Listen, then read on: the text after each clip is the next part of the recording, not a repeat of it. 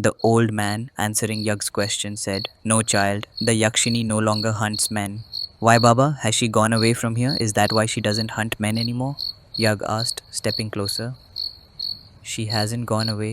She has become quiet." "Quiet? What do you mean?" "I mean, about 13 years ago, in that graveyard mansion, a writer lived there. The Yakshini made that writer her last prey. No one ever found his body, but his entire room was soaked in blood. Blood on the walls, on the books, on the table, everywhere. Not a single corner was spared." Hearing this, Yug didn't get scared. Instead, his eyes filled with sadness. The old man noticed this and placed a hand on Yug's shoulder. "What happened, son? Why did your face fall after hearing about the writer?" Holding his chest, Yug replied, "Because the writer you are talking about was none other than my father." "What? That means you're the writer's son?"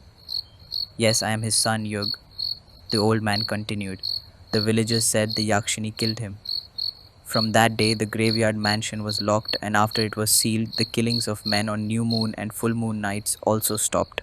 Some villagers even said that after being with the writer, her lust was finally satisfied, and that's why she became quiet."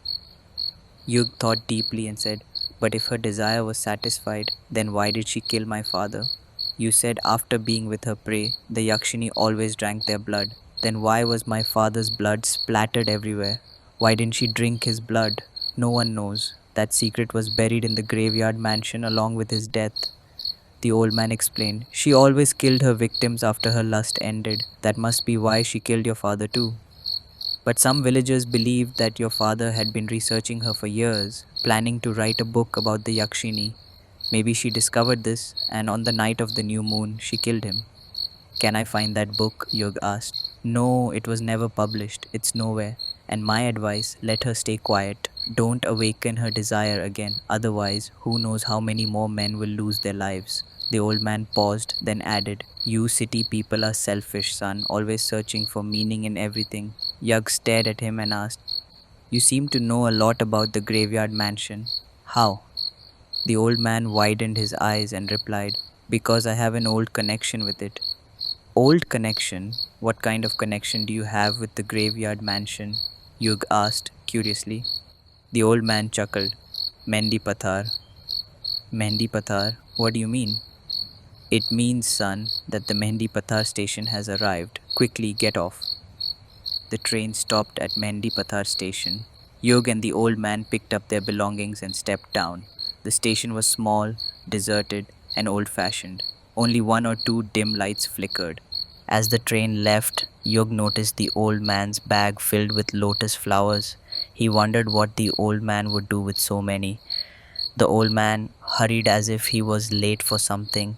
Yug couldn't resist asking, "Baba, what will you do with so many lotus flowers?" The old man smiled. "So your eyes caught them. Sharp eyes indeed."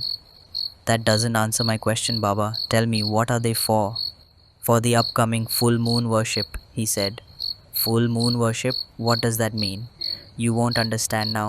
You're new here. Slowly, you will." Yug was puzzled. Before he could ask more, he urgently needed a washroom. The old man laughed. "This village hasn't changed. Use the darkness. No one will see you." Yug moved near the tracks.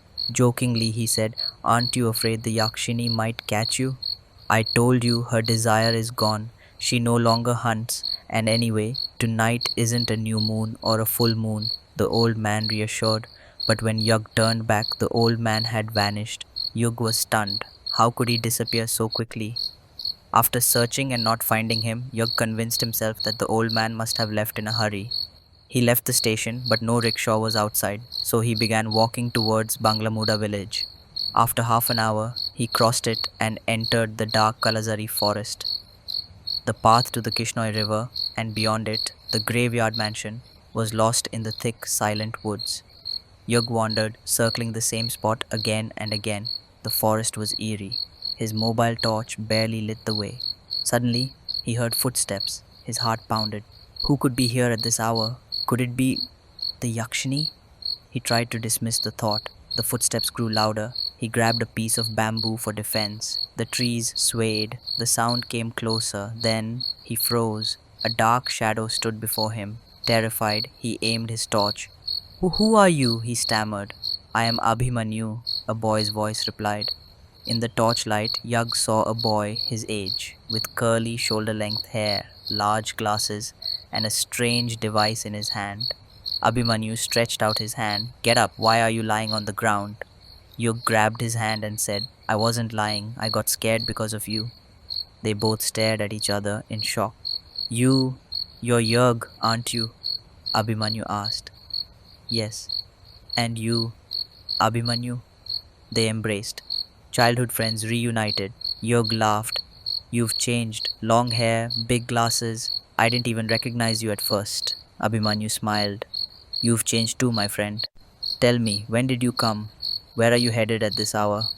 Just arrived today. I'm going to my house, the graveyard mansion. But you, what are you doing here in this forest at night? Abhimanyu hesitated. You'll laugh if I tell you. No, I won't. Tell me.